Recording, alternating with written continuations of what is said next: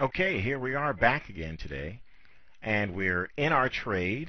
We are officially short the euro dollar US dollar. And let's take a look here. Let's go down here to, okay, so we are 38 pips to the negative currently. And judging from the looks of this, we've been about 53 pips to the positive.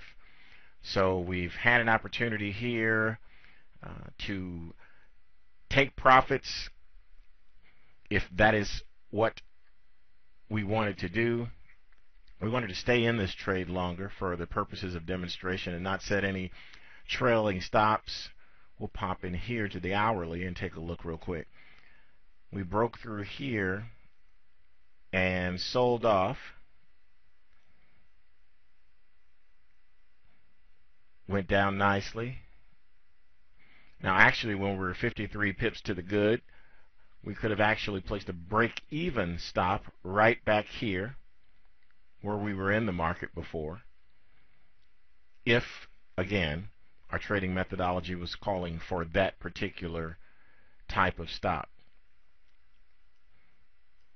Okay. Now I'm going to start on the larger time frame. We're going to work our way back and look at a few things, and we'll also talk more about stops and stop placement as well. The monthly chart right here, we're taking a look at the monthly. I just wanted to make that a little larger. You can make your adjustments here by zooming out or zooming in. Zoomed in for a taste here. On the monthly chart, again, it's been a strong upward move, strong downward move, strong upward move. And we haven't broken out of the previous month's high or low. So there's nothing really significant happening. We're really in the middle of the range here. Okay. All right. Pop over to weekly. Here we go. All right, into weekly. Now we were previously short based on a weekly chart because we found a weekly chart pattern, and we found a weekly bar that was small enough to fit into our risk parameters at the time. So we sold at the break of that weekly low. Now here, as it happens, we're selling the break of this weekly low, and it has broken down. So we have some negativity there, as evidenced by the red candle, but it's early in the week. Now here's what we really based our trade upon, was the daily chart, placing our stop up here and our entry point right down here. So again, we came out a little bit to the good, then the market moved back up against us, and this is where the market is now. It's about 1/4 of the way back up to where our stop is. And we're going to leave our stop in place currently because it's based upon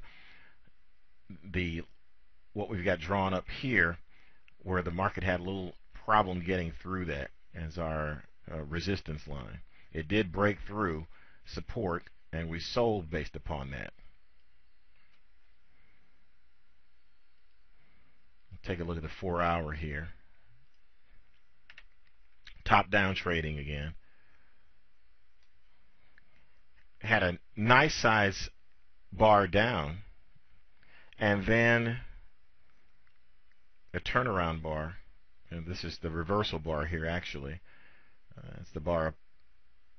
Then we move up, and here's where we are right here so far today. Okay, we can expand that if we want.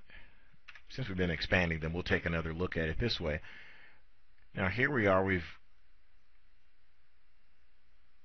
come down here. We started to move up, and we really are kind of meandering, but then we do have a push back into the territory here inside of our trade. In fact, we take a look at that on the 4-hour, we're inside of that, of our, back inside of our channel. We make profits when we get outside of our channel. We make losses if the price goes up to this point. And it's important for you to see these numbers. Again, that sometimes the market will immediately go with you and you're in a profit, and there are times when it simply will not look back and it'll continue in that particular direction. In this case, it went nicely with us, and then it reversed and went back and moved in the opposite direction. So that again is, a natural part of trading. One tendency that many traders tend to have is to want to move the stops. And it's, believe me, it's quite natural. No one enters into a trade and go, hey, I immediately want to lose. That's not how any trader's mind works, even the most successful traders. So the tendency is, wow, you get a little bit to the good. I'm going to, protect my profit here. And you keep hearing sayings such as, you can never go broke taking, a profit. Well, that's not exactly true. The account equity, which is the sum total of the amount inside of your accounts, and follow the arrow here, we'll go down to the bottom here. We're about 85 pips to the good in our account. That's thus far. Okay, and that's the equity. Your account equity grows when the sum total of your winners is greater than the sum total of your losers. So, for instance, if you have a series of winning trades and they all add up to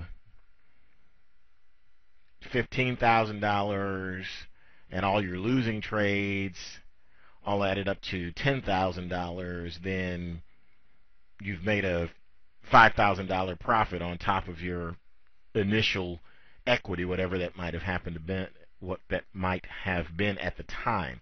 So the tendency, again, as we stated, is to want to do something all the time. And you can do that, again, dependent upon your trading methodology. You can set your stop to break even. You could set your stop back here, and you could trail it along these highs here. I'll give you an example of what that looks like by putting some horizontal lines down. And you won't be able to put very many down because it didn't go very far in our direction. But once it got down here, you could actually do that, and you'd be able to pull a profit out, which at this particular time, that doesn't look like such a bad idea, does it? Wow, we could have grabbed a profit instead of being currently in a loss. Well, a lot of things happen in the middle of a race that don't really have anything to do with the outcome of the race. And the market's moving to and fro, fluctuating as we call it, is completely natural. Giving the market enough room to move, that can be the challenge. That could be the challenge, especially for individuals with smaller account sizes, but it could be the same challenge for, let me erase that line, for people with large account sizes if they are risking too large a percentage of their equity per trade. Okay, that was a long-winded way of saying we don't have to do anything with our stop. We're going to leave this trade as is. We're going to leave our stop up here. And yeah, we could actually trail it down to any number of these points in an effort to reduce our exposure. And some people will actually go through and move not only a stop to a break-even point, but a stop to points such as these, that high, then down to that high, then down to that high. Of course, someone would have been stopped out at that particular point. And that's called a trailing stop because it trails or follows the price action. So a trailing stop on a sell gets lower and lower and lower and lower as the price moves down. Going upward, a trailing stop gets higher and higher and higher and higher. And a trailing stop is designed to help the trader preserve the profit or capital in general. And it's a very useful tool when we give the market enough room. Now you can imagine having a trailing stop that's 1 pip. Quite obviously, it would have to be a very slow moving market for a 1 pip trailing stop to be effective. I would venture to say you get stopped out a lot trying that. So with all that in mind, and again, the long-winded way of saying we're going to have to be patient and we're going to see where this trade goes. Now, the possibility that the market can move all the way up here and stop us out is there, as well as move down from here and get us into a better get us into profit and a better position. So what we're going to do is we're going to leave this trade and we'll come back to it and we'll take a look at it and we'll see where we are from there. Thank you very much, and I'll see you in the next module.